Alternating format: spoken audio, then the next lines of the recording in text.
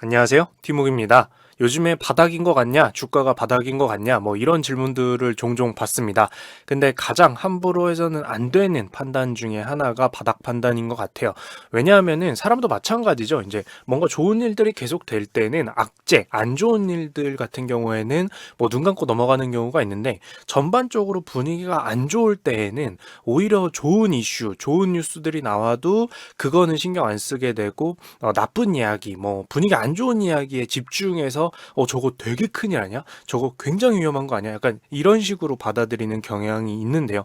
투자 시장도 마찬가지입니다. 전반적으로 분위기가 반전해서 아예 좋아지는 경우가 아니면은 실제로 분석이나 여러모로 봤을 때 확실히 바닥이더라도 또 새로운 악재가 터졌을 때 이 안 좋은 분위기에서는 좋은 면보다는 안 좋은 면만 생각해서 그게 또 더 큰 문제를 일으키거나 뭐 투자 시장에서는 손실을 불러오는 경우들도 있기 때문에 뭐 함부로 올인 뭐 이런 식으로 접근해서는 안 될 것 같아요. 그래서 저 같은 경우에도 야 이거는 정말 많이 떨어진 거다. 더 이상 웬만해서는 떨어지지 않겠다 싶어도 보통은 분할을 추천을 드리는 이유기도 하고요. 여기서 분할이라는 거는 여러 종목을 여러 기업들을 매수해라 이런 분할이라기보다는 시간 자체를 분할해서 뭐 한 달에 한 번씩 한 번에 살 돈을 뭐 12번으로 나눠서 1년 동안 산다든지 뭐 6번으로 나눠서 6개월 동안 산다든지 이런 식으로 시간을 분할해서 투자하는 방법을 사용을 하고 있습니다. 뭐 주변에도 보통 그렇게 추천을 하고요. 그래야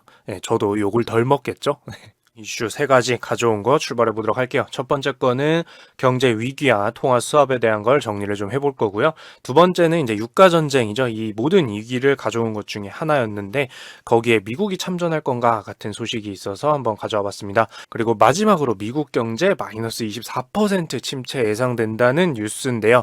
여기서 말하는 마이너스 24% 주식 얘기 아닙니다. 경제 전체 실물 경제가 마이너스 24%가 예상된다라는 내용이라서 안 가져올 수가 없어서 가져와 봤습니다. 뭐 좋은 얘기들만 갖고 오고 싶었는데 그게 쉽지가 않네요. 첫 번째 이슈 출발해 보도록 할게요. 금융경제 위기가 닥치면 미국을 제외한 다른 국가 입장에서는 신경 써야 할 것이 하나 더 있습니다. 바로 전 세계적으로 알아주는 현금, 달러의 가치가 상승을 한다라는 거죠. 일전에도 얘기했지만 달러의 가치 상승 자체도 문제가 됩니다. 그렇기 때문에 위기가 오면 이 달러를 확보하기 위해서 모든 나라들이 노력을 하게 되고 모든 기업들이 노력을 하게 되는데 그러다 보니 위기 시에는 늘 나오는 얘기가 있습니다. 알아두면 좋고 우리나라에서도 나왔죠. 바로 통화 스와프죠. 통화 스와프는 문자 그대로 해석하는 것이 이해를 돕는데 가장 좋습니다. 여기서 말하는 통화, 커런시는 바로 각국에서 통용되는 화폐를 말하는 겁니다. 한국이라면 원화, 미국이라면 달러, 중국이라면 위엔화, 브라질이라면 뭐 헤어라, 일본이라면 엔화겠죠. 이 통화를 스왑한다, 즉 교환한다는 것이 바로 통화 스왑입니다. 그러면 그냥 환전 얘기하는 거 아니야? 저기 은행 가가지고 우리 원화 주고서 달러 받는 그 환전이랑 같은 거 아니야? 라고 생각될 수가 있는데요. 사실 환전이 맞긴 하다고 볼 수도 있어요. 그런데 조금 특별한 구조로 하는 겁니다. 왜 특별한 구조가 필요할까요? 그 부분부터 짚어보면 이해가 훨씬 잘 돼요. 첫째로 예를 한번 들어보겠습니다. 지금 한 국가의 경제가 굉장히 위기입니다. 그렇기 때문에 이 국가의 통화인 A 화폐 같은 경우에는 가치가 마구마구 떨어지고 그래서 이 A 화폐로 B 화폐 아직 상태가 괜찮거나 또는 신뢰가 가는 B 화폐를 구하려고 하면 갈수록 더 많은 돈을 줘야 합니다. A 화폐 환율이 계속해서 치솟는 거죠. A 국가의 A 화폐는 믿을 수가 없으니까요. 그래서 이 A 국가의 정부는 급하게 비화폐를 마련해서 시장에 비화폐를 풀어서 비화폐 가치가 하락되도록 만들어 주려고 합니다. 그렇게 해서 A 국가의 시장에서 B 국가의 화폐를 구할 때 느끼는 부담을 경감해 주려고 하는 것입니다. 그런데 말이죠. 이 A 국가가 이 시장을 안정화하기 위해서 B 국가의 화폐를 구할 때 어디서 구하나요? 어디서 구하죠? 이 국가도 결국 비국가의 비화폐를 구하려면 시장에서 구해야 돼요. 시장에서. 그러면 국가 차원에서 약 600억 비화폐를 구한다라고 해볼게요. 어마어마한 양이겠죠. 이 시장에서 600억 비화폐를 국가에서도 똑같이 사와야 된다는 뜻입니다. 자기들 A화폐 돈 주고서 결국 그만큼 시장에 비화폐의 수요가 증가하도록 만드는 것이고 이건 다시 A 시장에서 비화폐의 가치를 폭등시키겠죠. 왜냐면 A 화폐를 팔아서 B 화폐를 구하고자 하는 걸 테니까요. 근데 만약 이 국가가 A 화폐를 더욱 찍어내서 B 화폐를 구하려고 한다면 무슨 일이 벌어질까요? A 화폐를 더 찍어냈으니까 시장에는 A 화폐가 더 많아져서 A 화폐의 가치가 더 폭락을 하게 될 거고, 그 돈으로 600억 B 화폐를 구한다고 시장에 알려졌을 테니까 시장에서는 B 화폐의 수요가 증가한 만큼 가격이 더 오를 겁니다. A 시장 입장에서는. 그렇죠? 최악의 경우겠죠. 오히려 더더욱 A 국가에서 B 화폐를 구하기 힘들게 만들고 경제는 더 나락으로 떨어질 겁니다. 그리고 두 번째로 더욱 단순하게 봤을 때는 그냥 A 국가 입장에서 그만큼의 B 화폐를 내주려는 사람, 기업, 국가가 없을 수도 있습니다. 왜냐하면 국가급에서 구하는 어마어마한 다른 국가의 화폐인데 그걸 누군가는 팔아야 된다는 뜻이잖아요. 그죠? 근데 누군가 안 팔려고 하면 어떡하죠? 게다가 만약에 이 A 국가만 위기인 게 아니라 전 세계가 위기인 상황이라면 어떨까요? 뭐 다들 인정받는 B 화폐를 구하려고 아우성일 텐데 누가 B 화폐를 내줄까요? 결국 가장 안전하다고 평가받는 B 국가의 B 화폐는 다른 국가들도 다 구하려고 하고 있고 다른 기업들도 다른 사람들도 다 구하려고 하고 있는 상태일 거기 때문에 이 B 국가의 B 화폐를 시장에서 구하는 건 그렇게 쉬운 일이 되지 않습니다. 어려운 일이겠죠.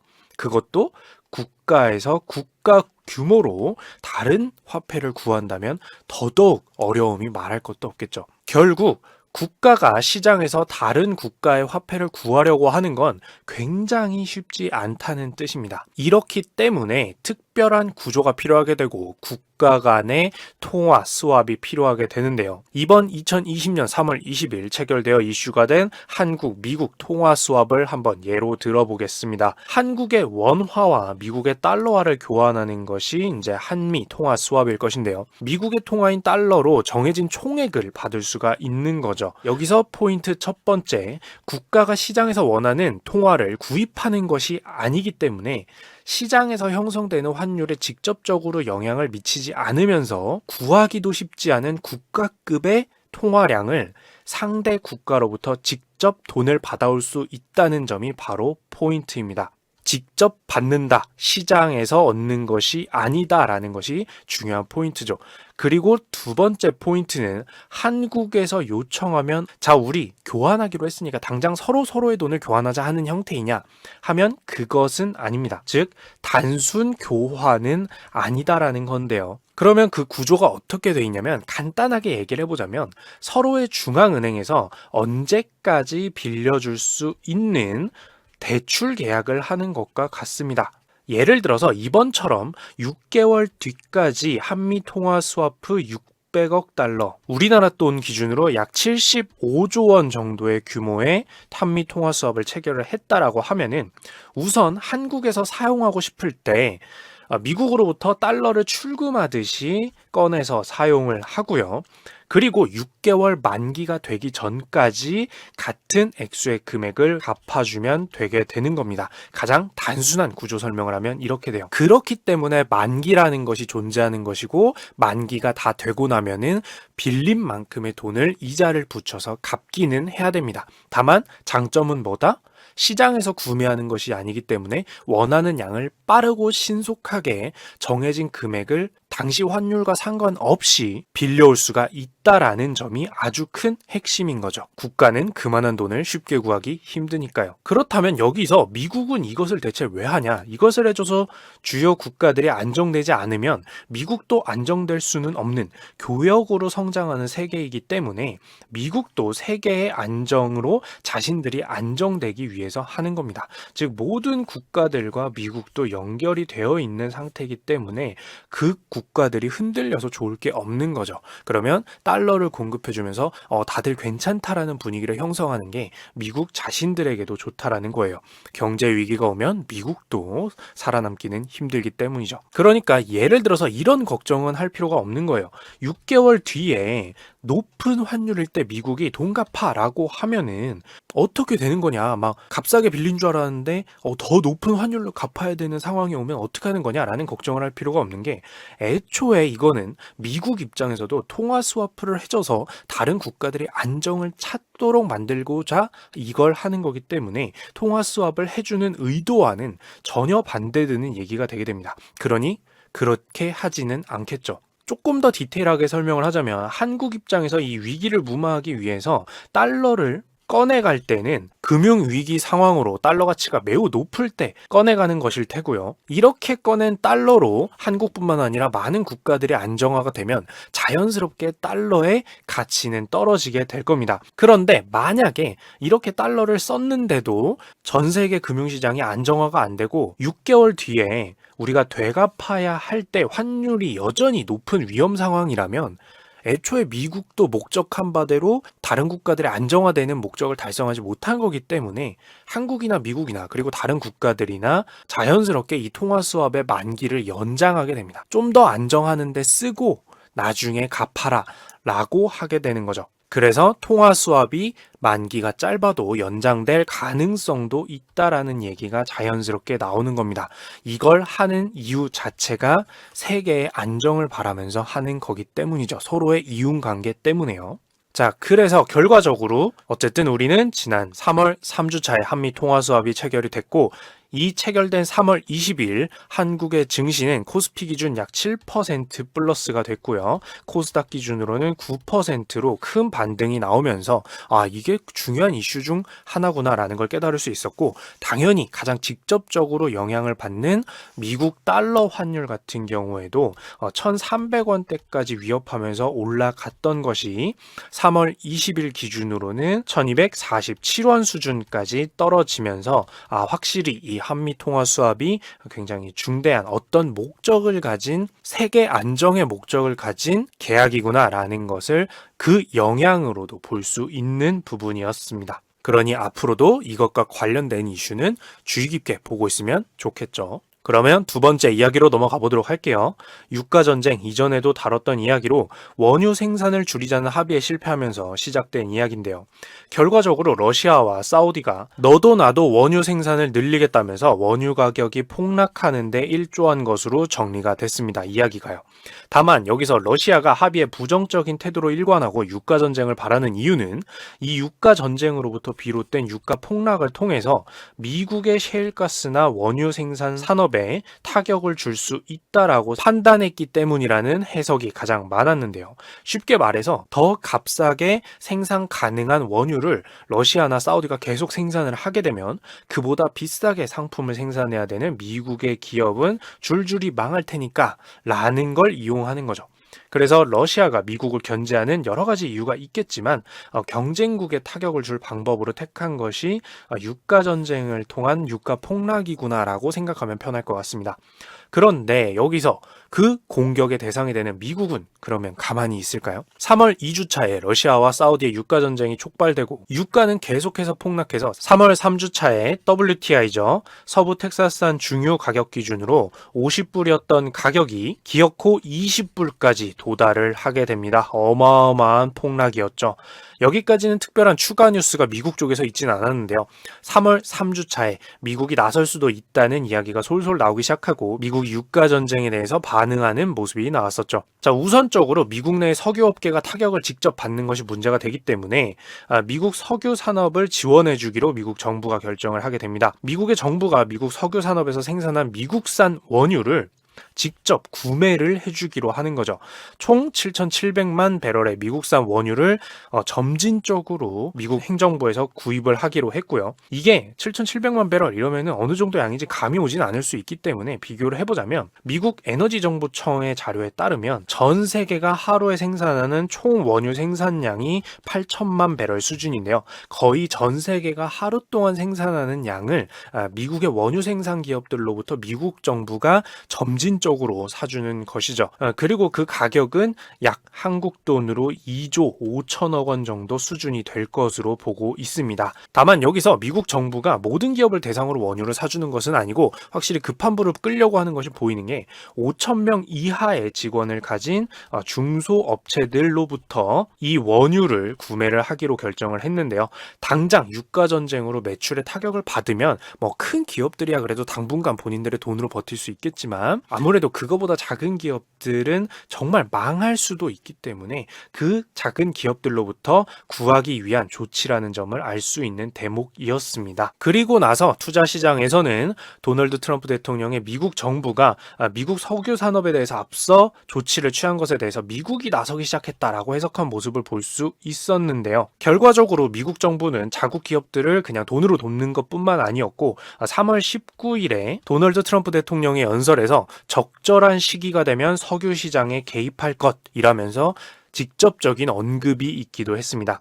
시장에서는 이를 두고 미국은 아마도 사우디에 대해서는 협상에 나설 것이고 러시아에 대해서는 경제 제재를 통해서 이 유가 전쟁을 멈추는 방향으로 좀 중재를 하지 않겠냐, 누가? 미국이 라는 의미로 예상을 하기 시작했고요. 이런 식으로 어쨌든 미국이 직접 나선다라는 것에 대한 기대가 시작되자 이 이야기가 나왔던 3월 19일은 이렇게 최악의 국면은 막지 않겠나라는 기대감으로 3월 18일에 20불까지 폭락했던 WTI 원유 가격이 약 25불까지 하루 만에 회복을 하면서 플러스 23% 수준이라는 급격한 반등을 보여주기도 했습니다. 이런 것들을 보면 결국에는 유가 전쟁에 관련된 국가들의 행보, 즉 미국, 러시아, 사우디, 그리고 추가적으로 보자면 아랍에미리트 정도까지 해서 관련된 국가들의 행동 하나하나가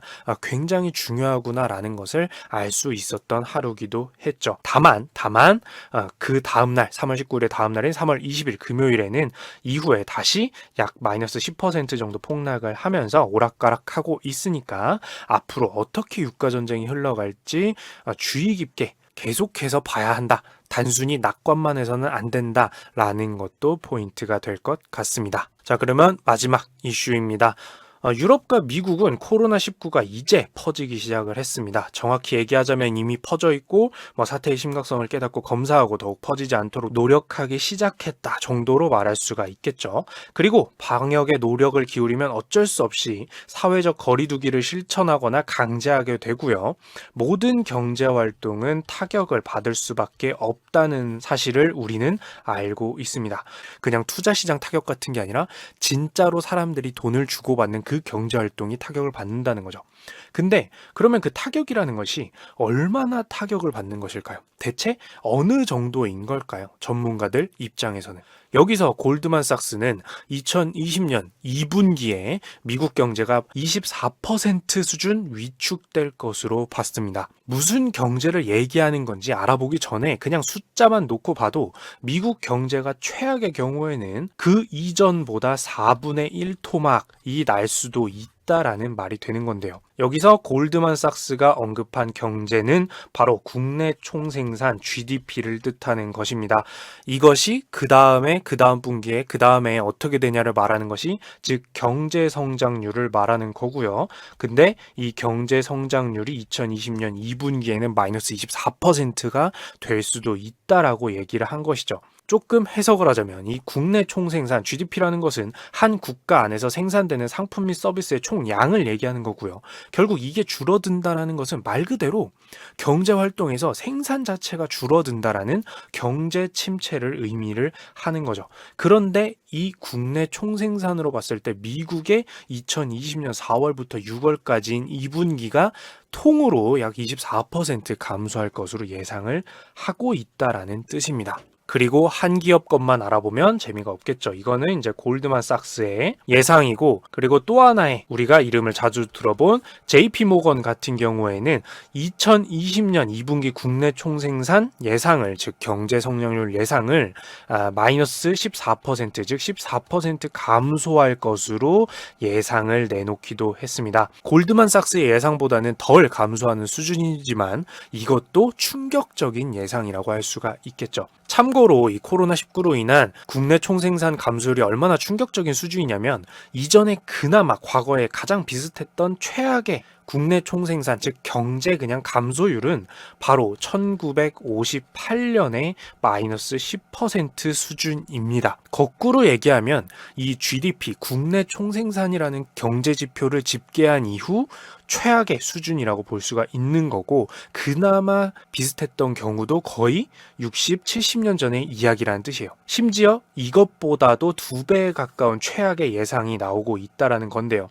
이런 충격적인 예상을 하게 된 배경은 골드만삭스에서 전염병으로 인해서 너무나도 갑작스럽게 모든 것이 멈췄다, 즉 셧다운 됐다. 그렇기 때문에 이런 충격적인 예상이 나온 것이다 라고 설명을 했습니다.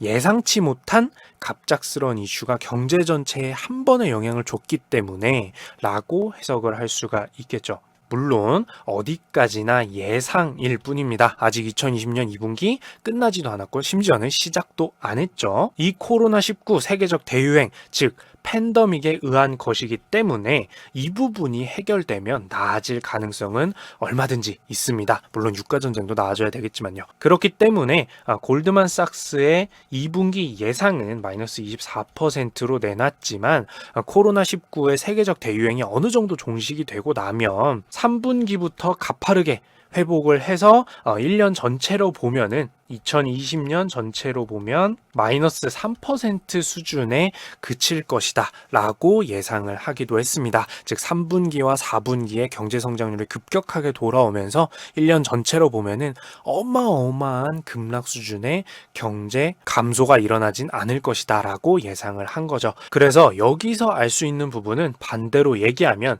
이 전염병에 대한 방역이 얼마나 중요하고 그것에 대해 초기 대응이 잘 되지 않는 경우에, 또는 방역을 방해하는 행위를 하는 경우에는 투자 시장만을 얘기하는 것도 아니고 실제로 사람들이 노동 및 근로에서 돈을 벌고 상품과 서비스를 구매하는 실물 경제에 피해를 주는 행위이다 라고까지 생각할 수도 있고요. 애초에 방역이 얼마나 중요한지를 말해주는 부분이라고 볼 수도 있습니다. 그리고 이제 금융계의 예상 이야기가 나온 김에 추가로 알아보자면, 골드만삭스는 이제 미국의 실업률, 즉 전체 경제 인구에서 직장을 잃은 비율도 9% 수준까지 올라올 것으로 보고 있는데요. 지난 2020년 2월까지 미국의 실업률은 3.5% 수준으로 50년 만에 최저 수준이라 좋은 뉴스였던 점에 비하면 2배 가깝게 증가할 것으로 예상이 되기 때문에 매우 괴로운 수준이라고 볼 수가 있겠죠. 그리고 더해서 골드만삭스뿐만 아니라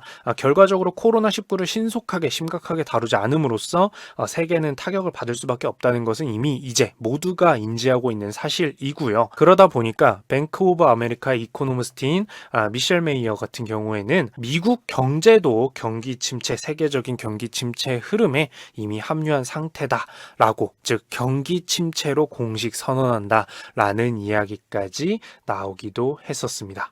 자, 여러 군데에서 경기 침체 이야기가 나오고 있는데, 세계가 망했다, 이렇게 생각하자는 것은 당연히 아니죠. 중간에도 얘기했지만, 이렇게 코로나19, 유가전쟁 이런 식으로 하락의 이슈가 분명할 때는 그 악재가 종결되면 차라리 해소될 가능성도 높이 있기 때문에 이 이슈를 매우 유의 깊게 봐야 하는 것 같고요. 그런 의미에서 뉴스를 정리해서 전달을 드리는 거고, 다만 분명히 주의해야 하는 시기라는 점을 잊지 말아야 할 것 같습니다. 특히 투자에는 말이죠. 자, 그래서 여기까지 3월 3주차 이슈 하이라이트 준비를 해왔는데요. 좋은 소식만 가져오기 매우 힘들죠. 그래서 이번 주에는 이 이슈들을 정리하면서 참 촬영하는데 힘이 안 났는데요. 그래도 이런 식으로 이해하기 쉽게 정리하는 것이 뭔가 이 경제나 금융을 어렵다고 생각해서 알고는 싶은데 한 발짝 선뜻 나서지 못하시는 분들이 이걸 보고 감사하다고도 하고 덕분에 이해됐다라는 댓글들을 많이 주셔서 제가 좀 더 힘이 나서 사실 지금 굉장히 늦은 시간에 녹화를 하고 있는데 영상을 준비할 수 있었던 것 같습니다. 예, 모두 다 여러분들 덕분이고요. 뭐 댓글뿐만 아니라 라이브 통해서 늘 소통하는 방송 될 수 있도록 하겠습니다. 그럼 여기까지 이상 티묵이었습니다. 감사합니다.